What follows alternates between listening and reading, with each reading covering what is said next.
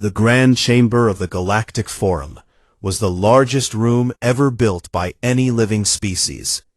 It floated in orbit around a dead star called Phallic 9, chosen because no one owned it and no one wanted it.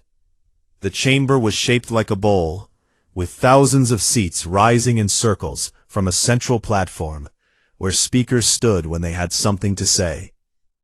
Every seat had a translation device built into it, because the galaxy spoke in over 9,000 languages, and nobody agreed on which one was best.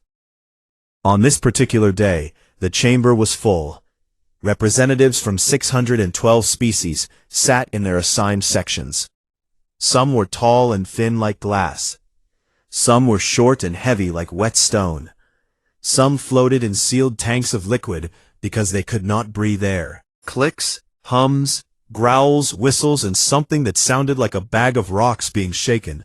That was how the Pillari said hello. Speaker Olivan stood at the central platform. He was old, even by the standards of his species, the Centauri, who lived for nearly 1,000 standard years. His skin was pale blue and covered in fine cracks like old pottery. He had been the chair of the forum for 40 cycles, and he had seen every kind of argument, deal, betrayal, and miracle that politics could produce. Very little surprised him anymore. He raised one long hand, and the chamber slowly grew quiet. "We move now to Agenda Item 14, Olivan said, his voice calm and practiced. The renewal of the shared resource accord between the Outer Rim territories. I call upon the delegation from Earth to present their position." He turned to the section on the upper left of the chamber. It was a modest section, only about 30 seats, because humans had only been part of the forum for 87 cycles. That was nothing compared to species who had been members for thousands of years. But those 30 seats had always been full. The humans were never late. They were never absent. Their senior ambassador, a man named Tejo, had not missed a single session in over 20 years. But today, the seats were empty. Olivan blinked. He looked again, as if his old eyes were playing tricks on him. The seats were definitely empty. Not just Tejo's seat, all of them. Every single human chair was vacant. The small flag of Earth that usually stood at the front of their section was gone. The translation device screens were dark. "Ambassador Tejo?" Olivan called out, more from habit than hope. Silence. A low murmur began to spread through the chamber. It started in the rows closest to the empty human section and moved outward, like a wave. Heads turned. Eyes of every shape and color looked toward those 30 dark seats. Emissary Goal of the Kalani Collective leaned forward in his chair. He was a small creature, barely a meter tall, with large wet eyes and fingers that never stopped moving. Goal was known for being nervous, but he was also one of the best intelligence gatherers in the galaxy. He tapped his personal device and began pulling data. Within seconds, his already large eyes grew wider. "They are gone," he whispered to his aide. "Not just from the forum, from everywhere." It was true. Across the galaxy, on every station, outpost, trade hub, and embassy where humans had been present, the story was the same. The humans had packed their things, closed their offices, and left. Quietly, completely, without a single word of explanation. Olivan felt something he had not felt in a very long time. It took him a moment to recognize it, because it had been so many years. It was fear. He knew his history. Every species in the forum did. The last time a member had voluntarily withdrawn from the forum was 400 cycles ago, when the Ruin Imperium pulled its delegates home. 3 days later, the Ruin launched a war that killed billions and burned entire systems to ash. The withdrawal had been a signal, a final message before violence. But humans were not the Ruin. Olivan told himself this firmly. Humans were the ones who stopped wars, not started them. Tejo had personally negotiated the end of the Fenris border crisis. Human doctors had cured the blue rot plague that nearly wiped out the Yenari. Human engineers had rebuilt the communication relays in the shattered corridor after the last Phallic expansion. Humans were helpers. They were fixers. They were the ones who always showed up. And now they were gone. Warden Dressa of the Phallic Dominion broke the silence. He was massive, nearly 3 meters tall, with armored skin the color of burnt iron. His voice was deep and loud, and he used it like a weapon, even when he was not angry. "Good," Dressa said, leaning back in his oversized chair. "The primates have finally realized they do not belong here. They were always too soft for real galactic politics. Let them run home to their little yellow star." A few delegates from species allied with the Phallic laughed nervously, but most of the chamber stayed silent. Even Dressa's own officers, seated behind him, did not smile. They had served on the border. They had seen what human ships could do during joint exercises. They knew that soft was not the right word. Olivan raised his hand again for order. His mind was already racing. He needed to send a message to Earth.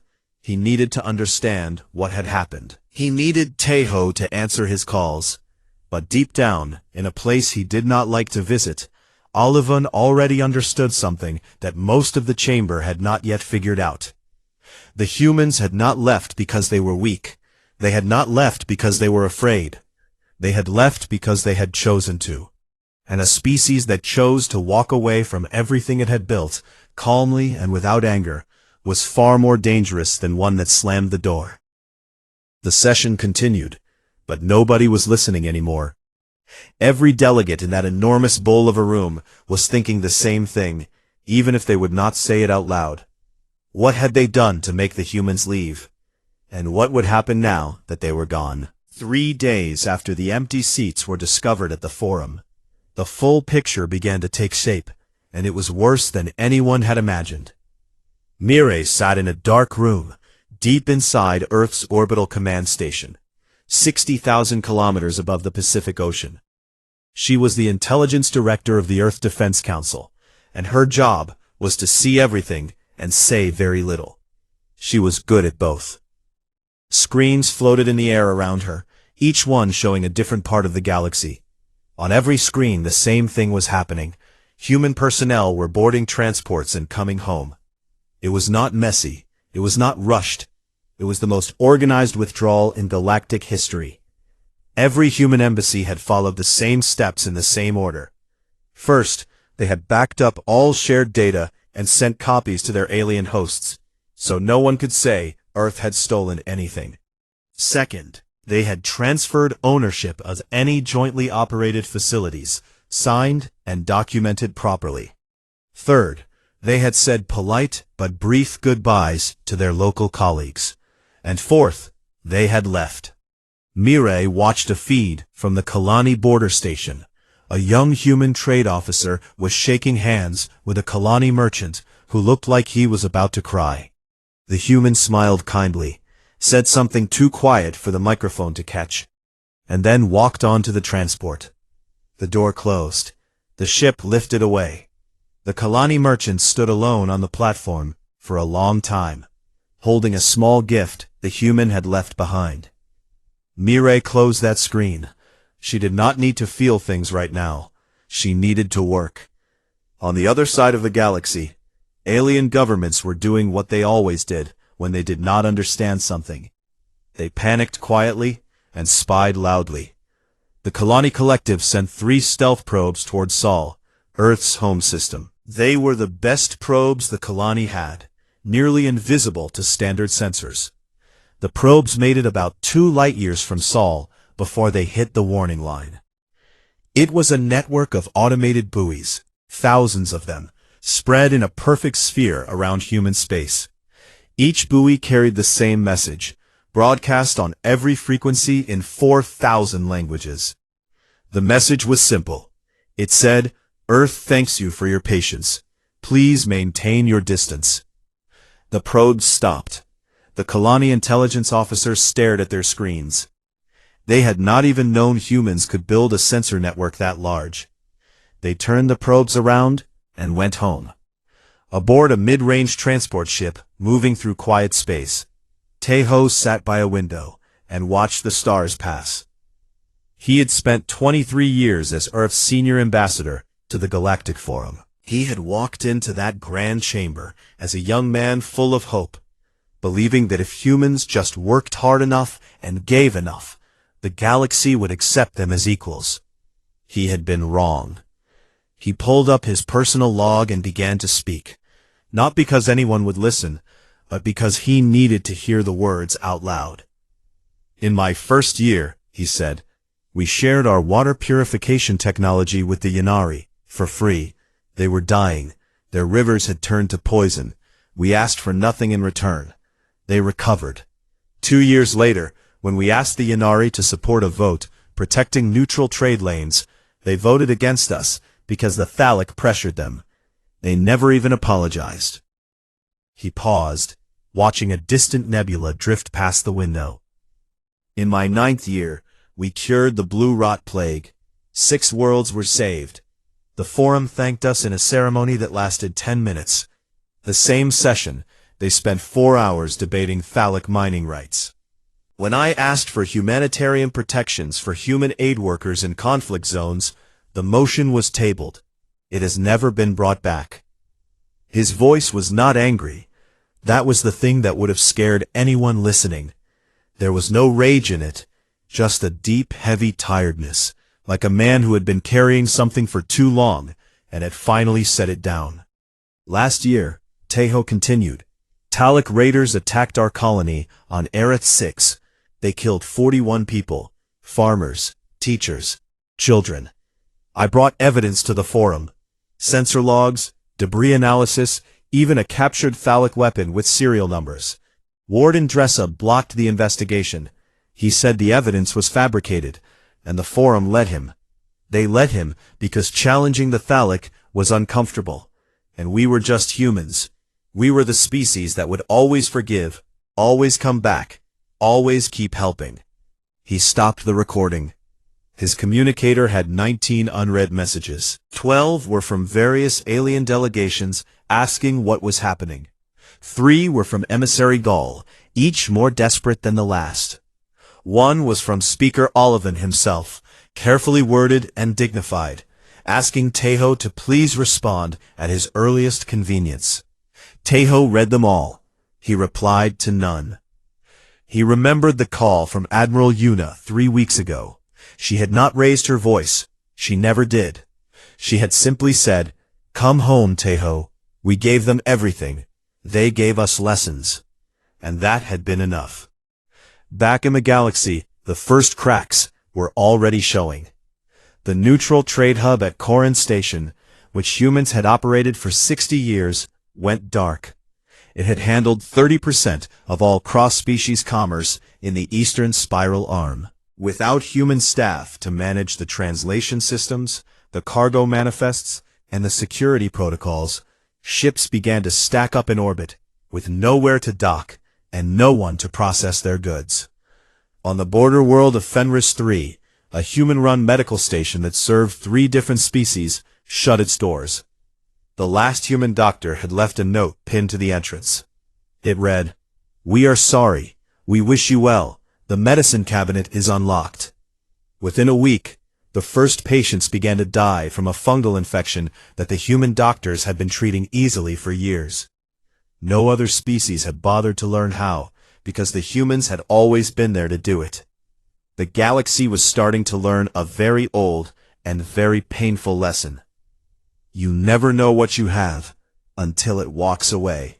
And when what you had was the only species willing to do the thankless, invisible, necessary work that held everything together, its absence was not just noticeable, it was catastrophic. It took exactly 19 days for the galaxy to start falling apart. The first fight was between the Kalani Collective and the Morith Union over a gas mining claim in the Tessara Nebula. It was an old argument, nearly 100 cycles old, and it had never turned violent because Tejo had personally kept both sides talking.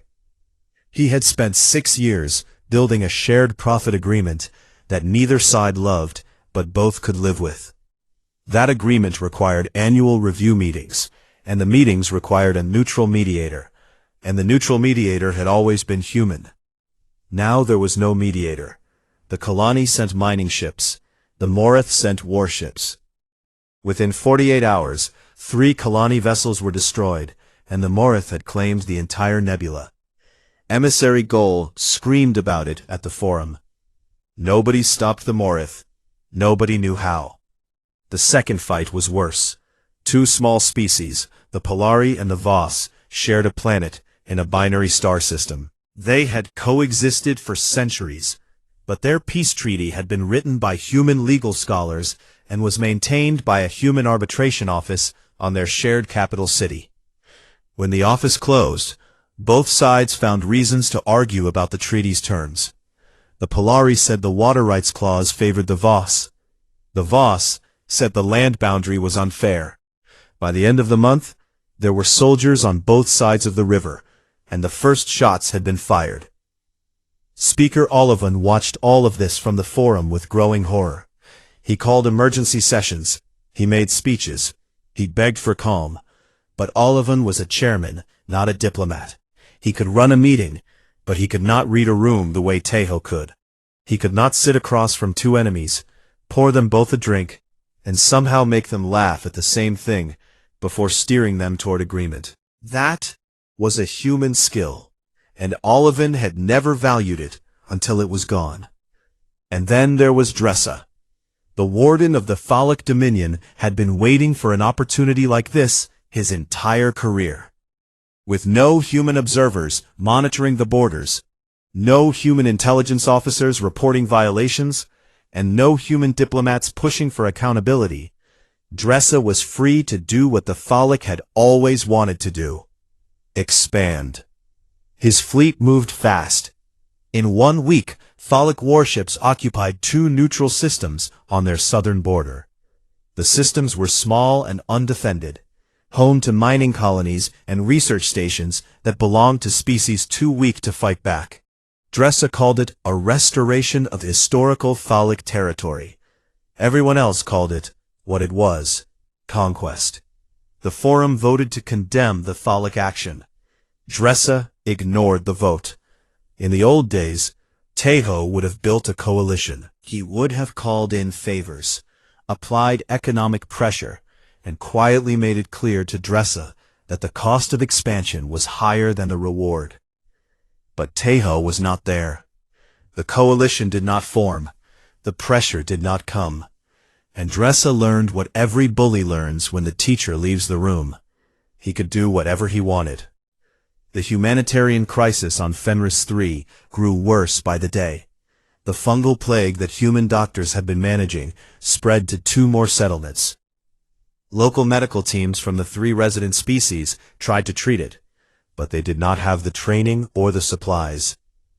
The humans had offered to teach them for years. They had always said no.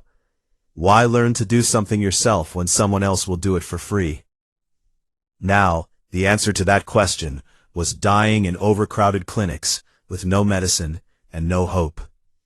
Olivan made one last attempt. He recorded a public broadcast, transmitted on every open channel in the galaxy, addressed directly to Earth. He stood tall and spoke carefully. He acknowledged that the forum had not always treated humans fairly. He said that Earth's contributions had been essential and underappreciated. He asked, with as much dignity as he could hold, for the humans to please come back and help the galaxy find its way. The message traveled at the speed of light across the stars. It reached the warning buoys around human space, and the only response was the same automated recording that had been playing for weeks. Earth thanks you for your patience. Please maintain your distance. Olivan sat down after the broadcast and put his head in his hands. His aide brought him water. He did not drink it. Far away, behind the wall of buoys, Mireille watched Olivan's broadcast on a delayed feed. She noted the time, the content, and the emotional tone. Then she walked down a long corridor to Admiral Yuna's office. Yuna was standing at a window that looked out over Earth. The planet was blue and green and white, turning slowly in the sunlight. It looked peaceful. It was not. The Phallic have taken 2 more systems, Murray said. Fenris 3 is approaching critical. The Pilari-Voss conflict is escalating, and Olivan made a public appeal. Una nodded. How did the galaxy respond to his appeal? Mixed. Some species are sympathetic. Most are too busy with their own problems now. Good, Una said, and the word is not cruel. It was strategic. That means they are almost ready. She turned from the window. Tell Hajin to move Project Veil to final testing, and tell Dowan to begin positioning the fleet. No one sees them until I say so. Mireille nodded and left. In a lab buried beneath the surface of Mars, Hajin ran his hands over a control panel that only 7 people in the galaxy knew existed. Project Veil was his life's work. 10 years of research. 10 years of building something that he hoped would never be used, but knew would be needed. He activated the test sequence. Across the solar system, hidden platforms powered up, connected, and formed a network so vast and so silent that it made the warning buoys look like toys. Hajin watched the readings stabilize and let out a long breath. The galaxy was tearing itself apart, and humanity was getting ready to put it back together. But this time, they would not ask. They would not beg. They would not hope for gratitude that never came. This time, they would set the terms. 6 months after the humans left, the galaxy looked like a broken mirror. Every piece reflected something ugly. 12 active conflicts burned across 3 spiral arms. 2 famines had taken hold on worlds that used to receive human agricultural aid. A refugee crisis was growing along the Phallic border, where millions of displaced people from the annexed systems had nowhere to go because the species that might have taken them in were too busy fighting their own wars. The Forum still met, but the Grand Chamber was half empty now. Some species had pulled their delegates home out of fear. Others had stopped coming because there was no point. Without enforcement, without mediation, without the quiet human machinery that had kept everything running, the Forum was just a room where people yelled at each other in 9,000 languages. Speaker Olivan looked 10 years older than he had 6 months ago. The cracks on his pale blue skin had deepened. His hands shook when he held his speaking staff. But he had not given up, because giving up was not something Forum chairs were allowed to do. So he did something that no chair had done in the entire history of the Galactic Forum. He left the neutral station, boarded a diplomatic vessel, and traveled to Sol. It took 3 days of faster-than-light travel to reach the edge of human space. When his ship arrived at the warning buoy line, Olivan transmitted his identity and his request. He asked, very simply, to speak with someone in charge. There was no reply for 6 hours. Then a single message came back. You may proceed to Earth orbit. Dock at Station 7. Someone will meet you. Olivan's ship crossed into human space and traveled to Earth. He had never visited the human homeworld before. Most alien leaders had not. Humans had always come to them. As his ship approached, Olivan looked out the viewport and saw the planet for the first time. It was small by galactic standards, quiet, a little ball of blue water and green land hanging in the dark. He thought about how such a small world had produced a species that held the entire galaxy together with nothing but stubbornness and kindness, and he felt something heavy settle in his chest. He docked at Station 7 and was escorted to a waiting room. It was clean, comfortable, and completely ordinary. There were chairs, a table, and a window with a view of the planet below. A human attendant brought him water and a small bowl of dried fruit and told him politely that Ambassador Tejo would see him soon. Olivan waited. 1 day, 2 days, 3 days. He was not mistreated. The food was good. The room was warm. But no one came to talk to him, and he understood why. Every hour he sat in that room, the galaxy watched. News of his journey had spread instantly. Every species, with a functioning communication system, knew that the chair of the Galactic Forum was sitting in a human waiting room, and the humans were making him wait. It was not cruelty. It was a message. On the morning of the fourth day, the door opened, and Tejo walked in. He looked different from the last time Olivan had seen him. He was rested. His eyes were clear. The tiredness that had lived on his face for the last decade was gone. He smiled warmly, shook Olivan's hand, and sat down across from him. "Speaker," Tejo said, "I am sorry for the wait. I hope you have been comfortable." "I have," Olivan said. "Tejo, the galaxy is dying. I am not here for politics. I am here to beg." Tejo poured tea for both of them. It was a human custom, Olivan knew. It meant the conversation was serious, but not hostile. Tejo pushed a cup across the table, and Olivan took it. "You do not need to beg. Earth is ready to return." Relief flooded through Olivan like warm light. But it lasted only a moment, because Tejo was not finished. "We will return," Tejo continued, "but not as a member of the Forum. We will return as a permanent arbitrator with binding authority. Our decisions and disputes will be final, not advisory. This is not negotiable." Olivan opened his mouth, then closed it. Every species that received human aid over the past 87 years will sign retroactive compensation accords. Not as punishment, but as acknowledgement. The galaxy will formally recognize the value of what was given freely and taken for granted. Tejo's voice was calm, gentle even, but his eyes did not move. A new galactic charter will be written. It will include protections for neutral parties, humanitarian workers, and border colonies. It will include enforcement mechanisms that do not depend on any single species volunteering to do the right thing. He paused and sipped his tea. "And the Phallic Dominion will withdraw from every system it has occupied in the last 6 months. They will submit to an independent review of their military actions. If they refuse, they will face collective enforcement, led by Earth." Olivan stared at him. These were not requests. They were not suggestions. They were terms. The kind of terms a winning side presents to a losing side at the end of a war. Except there had been no war. There had only been silence, and the silence had been more devastating than any weapon. "Tejo," Olivan whispered, "the Phallic will never accept this." "They will," Tejo said simply.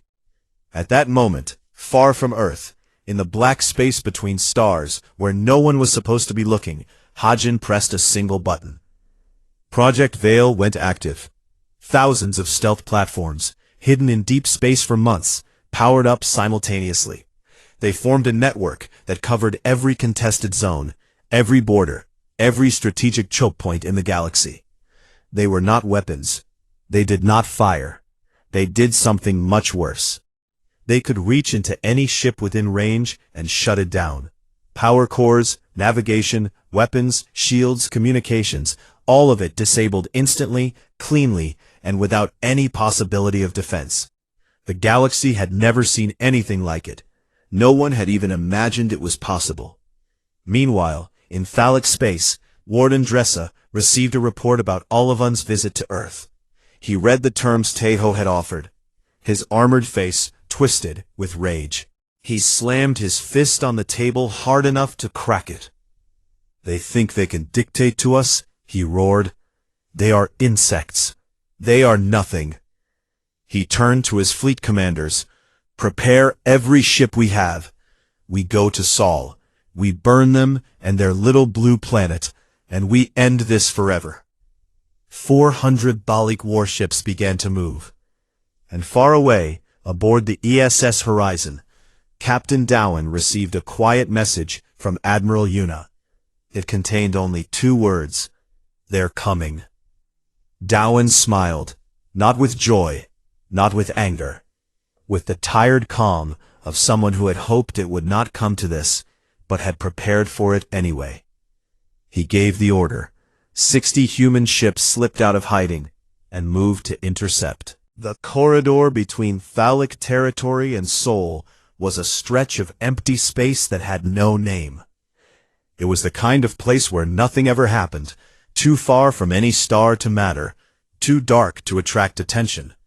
But on this day, it became the most watched place in the galaxy.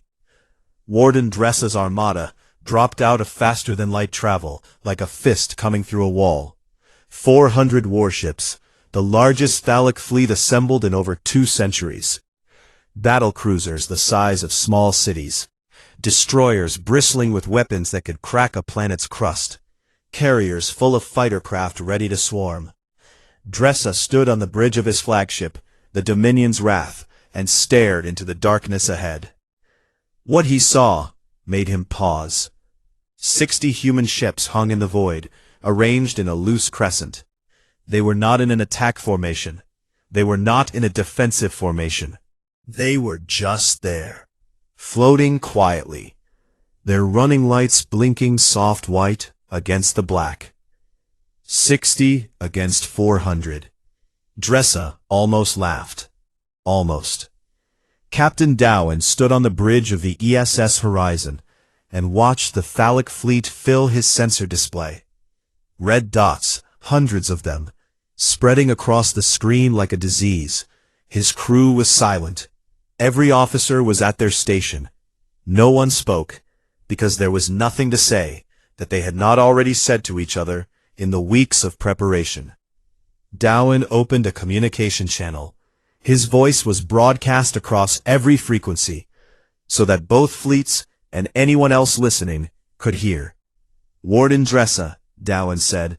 His tone was polite, conversational even, like a man greeting a neighbor across a fence. "Welcome. Earth appreciates you making the trip." Dressa's response came fast and hard. "Stand aside, human. You are outnumbered. You are outgunned. Move your ships, or we will move them for you. There will be nothing left of your fleet but dust." Dowen nodded, as if Dressa had said something perfectly reasonable.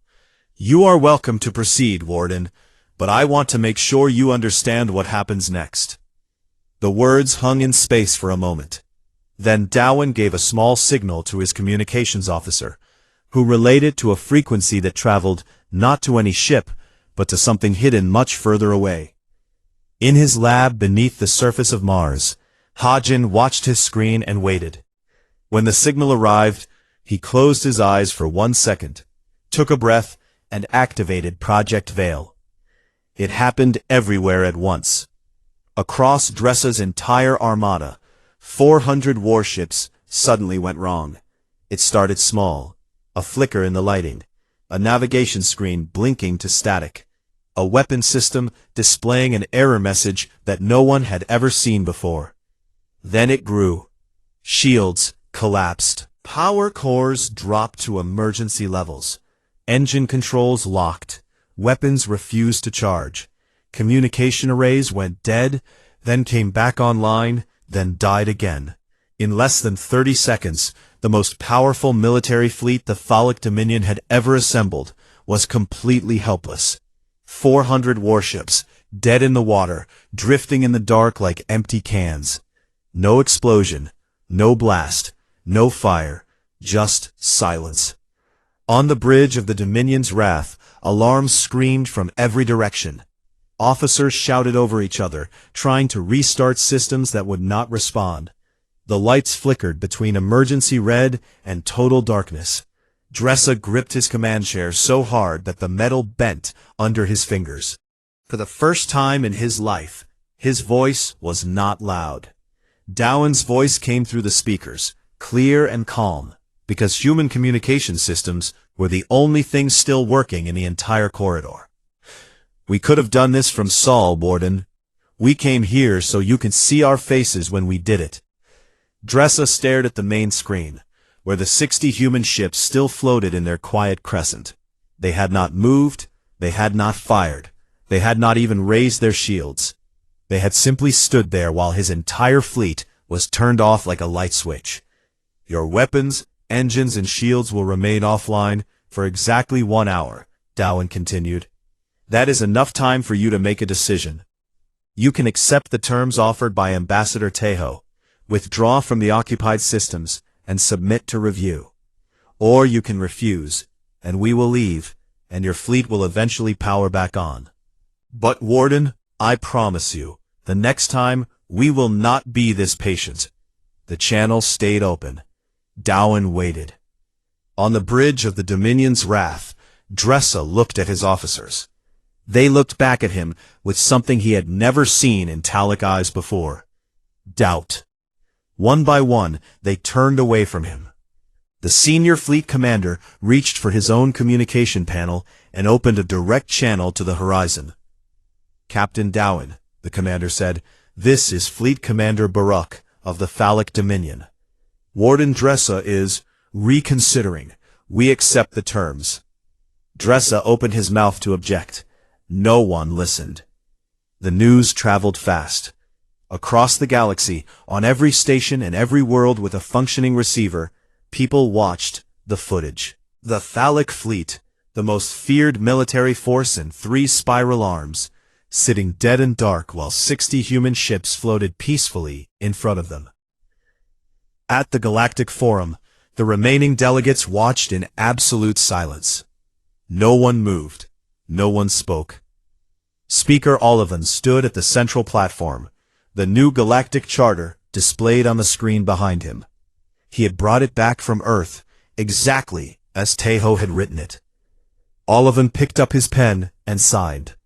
One by one, the other delegations followed. The Kelani, the Morith, the Pilari, the Voss, the Yanari. Even species that had never cared about the Forum suddenly wanted to be part of whatever came next. By the end of the day, every member had signed. 2 days later, Tejo returned to the Grand Chamber. He walked in alone, wearing the same simple suit he had always worn. He crossed the floor without ceremony, climbed the steps to the human section, and sat down in his old seat. The chamber was full. Every seat was occupied. When Tejo settled into his chair, there was no applause, no cheering. The silence that filled the room was something deeper and more complicated than celebration. It was the sound of 600 species understanding, all at once, what they had almost lost. Olivan looked at Tejo from the central platform. Their eyes met. Olivan gave a single slow nod. Tejo nodded back. On Earth, Admiral Yuna stood at her window, watching the planet turn. Mireille stood beside her, holding a datapad showing the signed charter and the Phallic withdrawal orders. They will resent us for this, Yuna said quietly. Eventually, they will forget how bad it was, and they will only remember that we forced them to change. Mireille nodded. Probably. Yuna was silent for a long moment. They will be alive to resent us. That is enough. In his lab on Mars, Hajin powered down the Veil control interface. The screens went dark one by one. The hum of the network faded into silence. He sat alone in the quiet room and stared at his hands. Hope we never need this again, he said to no one. Years later, a Kelani historian named Gaul, the same emissary Gaul who had once sent desperate messages to a transport ship that never replied, wrote the definitive account of the human withdrawal. He spent a decade researching it. He interviewed thousands of people from hundreds of species. And at the end of his book, after all the facts and analysis and testimony, he wrote a single closing line that became the most quoted sentence in galactic literature. The humans did not leave because they hated us. They left because they loved us enough to make us understand what we had lost. The book was translated into 9,000 languages. It was read on every world in the Forum. And on Earth, in a quiet house by the sea, a retired ambassador named Tejo read it too. He closed the book, looked out at the ocean, and smiled. Not because the words were about him, but because, after everything, someone had finally understood.